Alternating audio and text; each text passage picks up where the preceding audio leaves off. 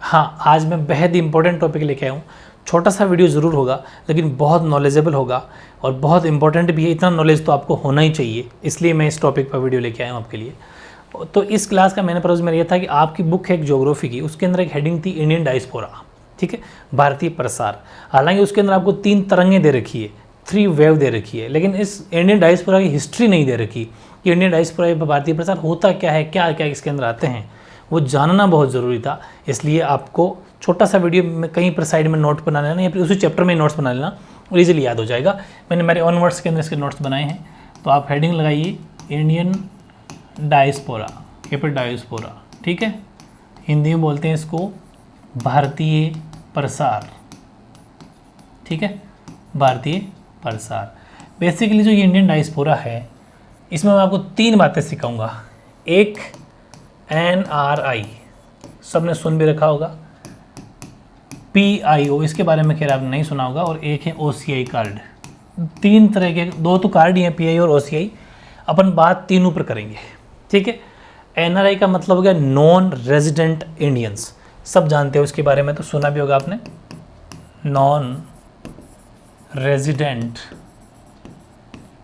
Indians यानी कि जिसको अपन हिंदी में बोलते हैं प्रवासी भारतीय, मतलब वो लोग जो भारत से कहीं और चले तो गए हैं काम करने के पर्पज़ से, बिजनेस करने के पर्पज़ से, नौकरी के पर्पज़ से, कैसे भी, लेकिन आज भी भारत, इनकी जो जड़ें हैं वो आज भी भारत से जुड़ी हुई हैं, या फिर ये आज भी भारत से जुड़े हुए नॉन रेजिडेंट इंडियंस, प्रवासी भारतीय। दूसरा है PIO, इसका मतलब हो गया पर्सन ऑफ इंडियन ओरिजिन, ठीक है, पर्सन ऑफ इंडियन ओरिजिन। ये एक कार्ड दिया जाता है, बता दूंगा मैं आपको। एक OCI, ये हो जाएगा overseas citizen of India. Full form English में रहेगी, दोनों कार्ड है PI और OCI, ये इसकी फुल फॉर्म है। 3 बातें अपन को सीखनी है, बेहद खास है, बहुत इंपॉर्टेंट है। अब इसके बारे में मैंने शार्प नोट्स मेरी ऑन वर्ड्स के अंदर बना दिए हैं, बस उनको एक बार आपको पढ़ लेना है और लिख लेना है, बस बहुत काम की चीज़ है। 182 दिन की बात करूँगा, भारत के कौन कौन हो सकते हैं बात करूँगा, कौन भारत के बाहर गए उन सब की बातें करूँगा। ध्यान समझना कि मैं बात करता हूँ इसकी भारतीय प्रसार, इंडियन स्प्रेड या फिर इंडियन डायस्पोरा, यहाँ आप डायस्पोरा लिख लेना, इंडियन डायस्पोरा, इसकी बात करेंगे। हालांकि मैंने लैंग्वेज सिर्फ हिंदी लिखी है, यहाँ तो इंग्लिश कर दी थोड़ी बहुत, बाकी हिंदी में समझ जाओ क्योंकि अपना टॉपिक नहीं है, बस एक्स्ट्रा नॉलेज के लिए कि भारत से बाहर रहने वाले वे लोग जो भारत से किसी न किसी तरह से संबंधित है, मतलब जो विदेशों में रहते हैं लेकिन उनकी जड़ें अब भी भारत में हैं, उनको भारतीय प्रसार या इंडियन डायस्पोरा कहते हैं। Person residing outside India who were related in some way in India, measuring those who live abroad but have their roots still in India, they are called Indian diaspora, वो भारतीय प्रसार कहलाता है। अब बात करते हैं अपन NRI की। पहला टॉपिक हमने NRI उठाया था, तो भारत का नागरिक है। NRI कौन होता है? भारत का नागरिक है, यानी वो रोजगार के लिए गया हुआ है, बस भारत का नागरिक है लेकिन वो रोजगार के लिए यानी कमाई करने के लिए, नौकरी करने के लिए बाहर गया हुआ है। Is a citizen of India, it means he has gone for employment. अब एक कंडीशन मैंने लिख दी यहाँ पर कि NRI कौन होगा, 182 दिन से अधिक कोई भी भारत के बाहर अगर रह रहा है, 182 डेज फिक्स है, फिक्स एक्यूरेट, ठीक है, 182 डेज से अधिक कोई भी भारत के बाहर रह रहा है तो वो NRI कहलाएगा 1 साल में, ठीक है। If someone is living outside India for more than 182 days then he will be given NRI status, उसको हम NRI कह देंगे। अगर 182 दिन भारत से बाहर रह रहा है वो, इसका मतलब अब NRI है। एक बात, अब ऐसे ही नहीं NRI है, मैंने कुछ इसकी कंडीशन डाली है। हमारे 1961 के अंदर 1961 में इनकम टैक्स एक्ट आया था, ठीक है, इनकम टैक्स एक्ट, उसमें ये कंडीशन रखी गई, क्योंकि ये टैक्स तो अब उसी से टैक्स ले सकते हैं जो भारत का नागरिक होना चाहिए। ये इनकम टैक्स एक्ट क्यों आया कि इस टैक्स में ये बातें रखी, भाई टैक्स किससे लें, किस से लें, तो उसी से टैक्स लेंगे जो इंडिया का सिटीजन हो। इसलिए इन पर NRI के ऊपर भी बात करी गई। क्या इस एक्ट ने ये कहा, और उसने ये कहा कि निवासी कौन है, यहाँ का कौन निवासी होगा भारत का, तो इन्होंने डेफिनेशन रखी उनकी कि 1 वर्ष में 182 दिन या उससे अधिक भारत में अगर रहता है ना तो भारत का निवासी होगा। पूरी बात सुनो, एक वर्ष में 182 दिन, एक वर्ष में 182 दिन अगर कोई भारत से बाहर चला गया और वो 182 दिन बाहर रहता है तो वो हो गया एनआरआई। लेकिन अगर भारत के अंदर कोई 182 दिन या 1 साल से रह रहा है तो फिर वो यहाँ का निवासी हो जाएगा। एक बात तो ये 182 दिन या एक वर्ष में 182 दिन या उससे अधिक अगर भारत में कोई रहता है तो निवासी होगा यहाँ का। एक बात। दूसरी बात, 4 वर्षों में 365 दिन अगर रह गया वो, पिछले 4 सालों में 365 दिन, तो भी भारत का निवासी होगा। लेकिन कंडीशन है, ऐसा मत सोचना कि 4 साल के अंदर पहले साल रह गया 365 दिन, या फिर ऐसा मान लो कि पहले साल रह गया 300 दिन, दूसरे साल 65 दिन, बाकी 2 साल में आया ही नहीं, हो गया साहब 4 साल। नहीं, जस्ट पिछले साल में कम से कम 60 दिन तो रहना ही चाहिए। एग्जाम्पल दूँ मैं आपको, ऐसे समझ में नहीं आएगा आपके। सपोज मैंने कहा कि 2022, फिर 21, फिर 20, फिर 19, ये 4 साल ले लेते हैं अपन, ठीक है। और अब ध्यान से समझना, यहाँ वो अगर कितने भी रहो, कितना भी दिन रहो, कितना भी, लेकिन यहाँ जो जस्ट अभी जैसे 22 चल रही है तो 2021 में उसे 60 दिन देना पड़ेगा कम से कम। बाकी इन दिनों भले वो कितना ही रह गया होगा, यहाँ सपोज वो 150 दिन रह गया होगा और यहाँ सपोज वो 155 दिन रह गया होगा, ये 365 बनाना अपन को तो ठीक है। लेकिन ये पिछले के अंदर उसको 60 दिन देना पड़ेगा। भले यहाँ ऐसा भी हो सकता है कि यहाँ सपोज वो मात्र 20 दिन रहा होगा और पूरा यहीं रह गया होगा, 330 दिन रह गया होगा या 35 दिन रह गया होगा, उससे कोई फ़र्क नहीं पड़ता। लेकिन जस्ट जो पिछला वर्ष है उसमें कम से कम, जैसे 22 का जस्ट पीछे वाला, या फिर ऐसा मान लो कि अगर मैं 23 ले लूँ, हाँ सॉरी ये 4 साल है ना, तो यहाँ 60 दिन ले लो, तो ये मतलब जस्ट पिछला साल, जैसे 22 है तो 22 के पिछला साल और 23 है 23 के पिछला साल, 60 दिन रहना चाहिए, ये ध्यान रखना।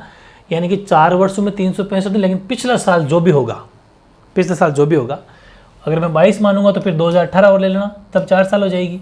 इस पिछले साल के अंदर 60 दिन रहना चाहिए, ये कंपलसरी नियम है, ठीक है। एक बात तो ये हो गई। और फिर मैं अगर नेक्स्ट बात करूँ आपकी, ये तो आपको डेफिनेशन आई थिंक समझ में आ गई होगी। ये इनकम टैक्स एक्ट ने ये डेफिनेशन रखी थी। फिर एनआरआई के हक क्या क्या है, कि एनआरआई कोई भी बन गया तो वो उसमें इंडिया के अंदर वो क्या क्या कर सकता है। बैंक खाता खुला सकता है, उसका अधिकार है।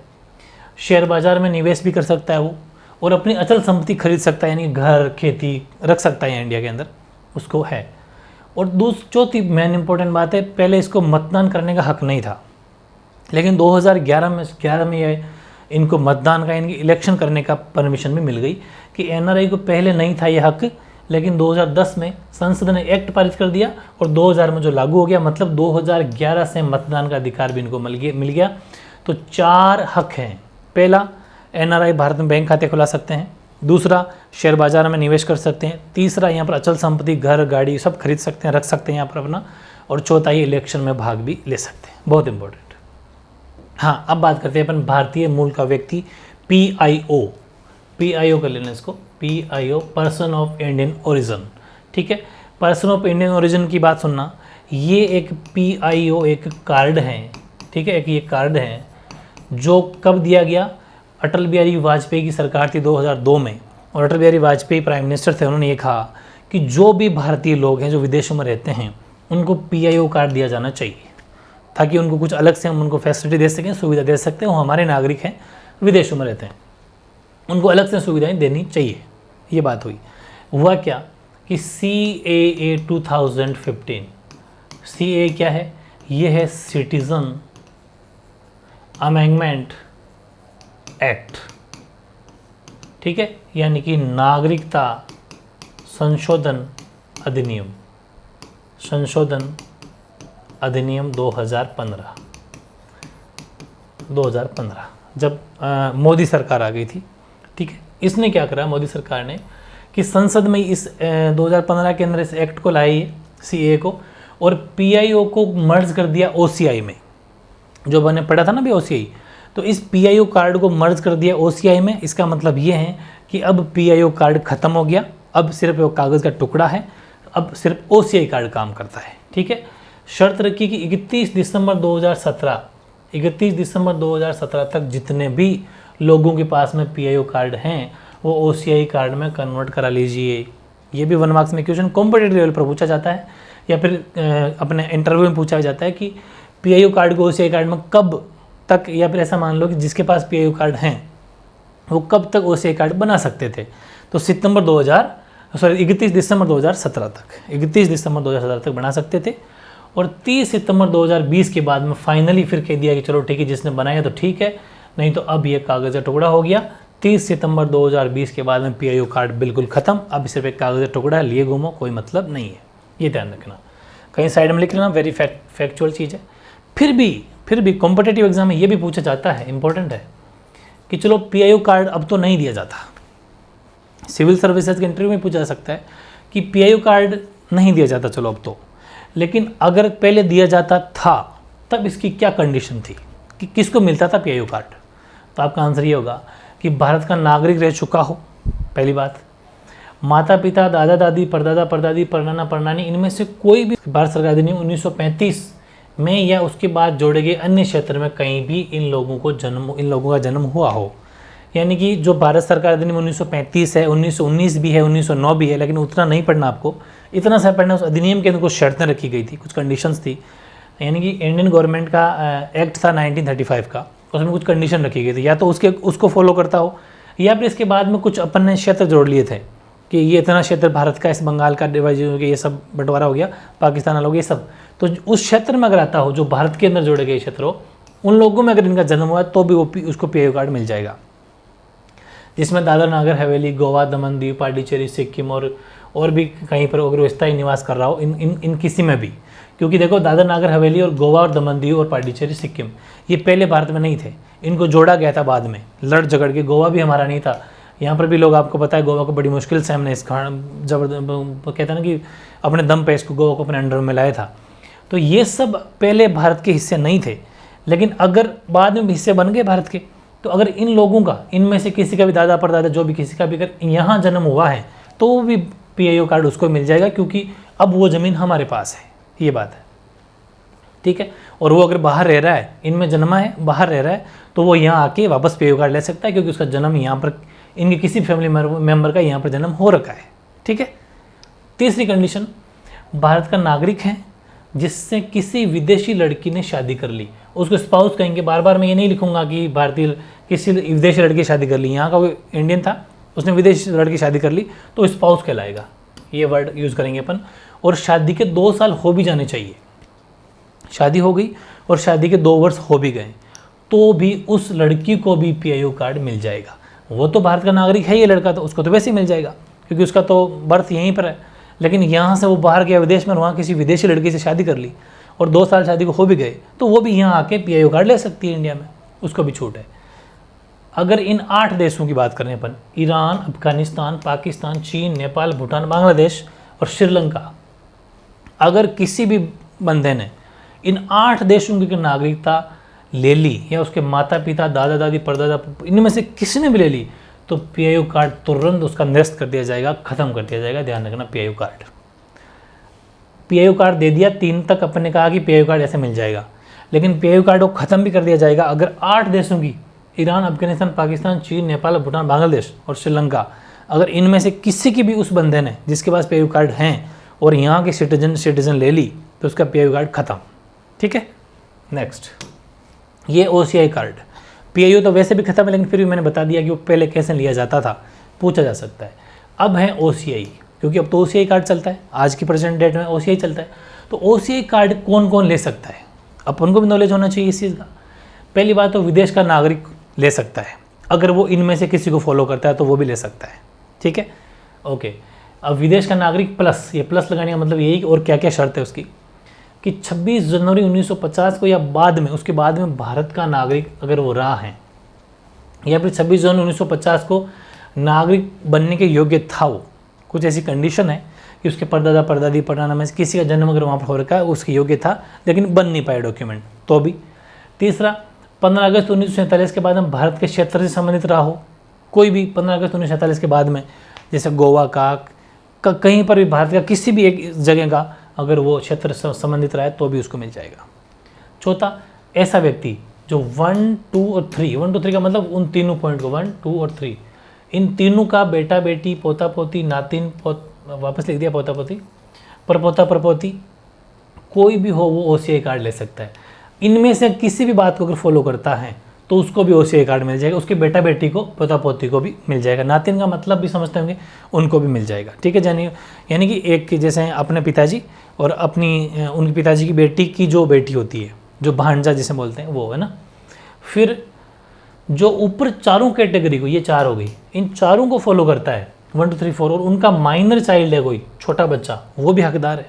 उनका छोटा बच्चा अगर जन्मा है तो उसको भी OCI कार्ड मिल जाएगा। लेकिन इन चारों में से पढ़ते हो तो चारों में से अगर वो बात फॉलो होती हो तो। एक मैं छोटी सी बात बता दूं आपको माइनर चाइल्ड की बात।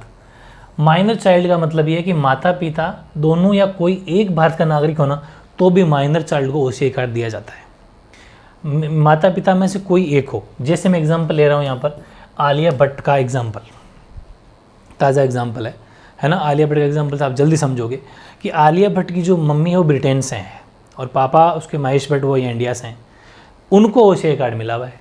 तो माइनर चाइल्ड उनकी जो बच्ची जन्मी आलिया भट्ट, तो वो यहाँ के उसको OCI कार्ड मिल गया, क्योंकि उसकी मम्मी तो ब्रिटेन से थी लेकिन पापा यहाँ से थे। तो वो वाली चीज़ है कि दोनों में से कोई एक भारत का अगर हो तो उसको भी OCI कार्ड मिल जाएगा।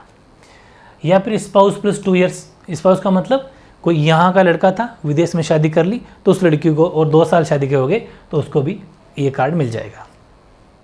जिसके, अब आप सोचोगे अच्छा ठीक है मिल गया, यही बातें पढ़ रहे हैं, मिल गया, लेकिन जिसके पास OCI कार्ड हैं वो कौन है? वो विदेशी नागरिक है, वो भारत का नागरिक नहीं है। OCI कार्ड तो उसने ले रखा है लेकिन वो भारत का नागरिक नहीं है, वो विदेशी नागरिक कहलाएगा। जैसे कि अक्षय कुमार ने सिटीजन ले रखी है, नागरिकता ले रखी है, कनाडा की ले रखी है, तो वो वहाँ का नागरिक हुआ, भारत के अंदर रह रहा है। लेकिन अब हालांकि अक्षय कुमार ने भारतीय नागरिक इंडियन सिटीजन के लिए हालांकि फॉर्म भर दिया, आवेदन कर दिया, आई थिंक अब तो भारतीय नागरिकता उसको मिल गई होगी, लेकिन एक्चुअल में एग्जाम्पल मैंने दिया आपको, तो ये भी है। या फिर आप कोई किसी का नाम नहीं लिखना चाहते, कॉम्पिटिटिव एग्जाम में कभी लिखना चाहते हो तो आप ये देख सकते हो कि सपोज ये A और ये B, ऐसा मान लो कि ये मेल है या फिर ये फीमेल है, ठीक है। इनमें से कोई भी एक अगर इंडियन हो, तो इन दोनों से जन्मने वाला बच्चा जो C, जो माइनर चाइल्ड होगा, सपोज C, ठीक है, माइनर चाइल्ड को अपने C ले लेते हैं, तो C जो इनसे जन्मेगा बच्चा, उसको भी OCI कार्ड मिल सकता है। बस शर्त यह है कि दोनों माँ बाप में से कोई एक यहाँ पैदा हो रखा हो, एक का जन्म हो रखा हो, बस। और लास्ट है, OCI कार्ड बनवा तो लिया, कोई फ़ायदे हैं कि नहीं है? बेनिफिट है। क्या बेनिफिट है? कि आप वीज़ा जीवन पर होता है, जो वीज़ा बनता है ना, वैसे तो वीज़ा को रिन्यूअल कराना पड़ता है हर 3 साल, 2 साल, 5 साल की वैलिडिटी हो, 10 साल, लेकिन यहाँ वीज़ा जीवन भर का होता है। वीज़ा जीवन पर रहेगा। एक तो फ़ायदा ये, जिसके पास OCI कार्ड है, बहु एंट्री, जब जाए जितनी बार आ जा सकता है। मल्टी एंट्री, पंजीकरण यानी कि विदेश भारत में जब आते हैं रहते हैं, दोनों अलग अलग हैं। पंजीकरण यानी विदेशी भारत में जब आते हैं और यहाँ रहते हैं तो उनको पुलिस का वेरिफिकेशन करवाना पड़ता है, पता है ना आपको। अंग्रेज जो भी आएगा उसको पुलिस थाने से वेरिफिकेशन करवाना पड़ेगा। लेकिन अगर जिनके पास में OCI कार्ड हैं उनको वेरिफिकेशन की कोई ज़रूरत नहीं है, ठीक है। एरोप्लेन में अगर सफ़र कर रहे हैं, हवाई यात्रा में, तो किराया इंडियंस के बराबर, भारतीयों के बराबर रहेगा। वरना अगर जिसके पास OCI कार्ड नहीं, अंग्रेज है, तो उनसे हम किराया ज़्यादा लेते हैं, ठीक है, कि आपने बहुत लूटा हमें, हम भी आपको लूटेंगे। वो वाली चीज़ है। हर जगह, चाहे नेशनल पार्क हो, चाहे वन्य जीव अभ्यारण्य यानी वाइल्ड लाइफ सेंचुरी हो, चाहे राष्ट्रीय स्मारक नेशनल मोनूमेंट हो, चाहे म्यूजियम हो, इन सब में एंट्री फीस इंडियंस के बराबर। जिसके पास OCI कार्ड है तो इनमें इनको इंडियंस के बराबर ही फीस देनी पड़ेगी। वरना मैंने बताया ना मैं आपको, हम अंग्रेजों से अलग से चार्ज देते हैं कि अगर इंडिया के 100 रुपये हैं इंडियंस के, तो हम उससे कहते हैं कि आपके 180 लगेंगे, ठीक है। जाना तो जाओ वरना मत जाओ, ठीक है, ये चीज़ है। लेकिन जिसके पास OCI कार्ड है तो हम 100 ही उनसे लेंगे जितने भारतीयों से लेते हैं।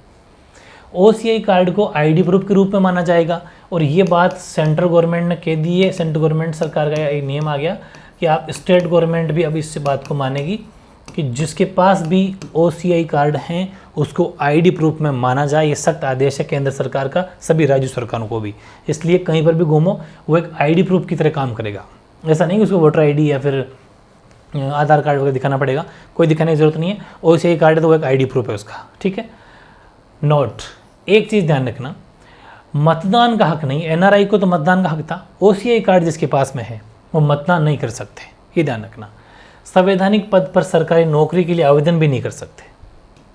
कोई सरकारी नौकरी के लिए फॉर्म भरना हो तो वो भी नहीं भर सकते, और इलेक्शन में पार्टिसिपेट भी नहीं कर सकते। बाकी OCI के बेनिफिट है। आई थिंक आज का वीडियो आपको बहुत इंपॉर्टेंट लगा होगा और मेरे साथ आपने उतार भी लिया होगा, क्योंकि ये बहुत ज़्यादा नॉलेजेबल वीडियो था, इसको समझना ज़रूरी है। अब जो मैं लाऊंगा इंडियन डायस्पोरा की तीनों तरंगें, तीनों वेव, तो आपको ईजिली समझ में आ जाएगी। ठीक है, ओके।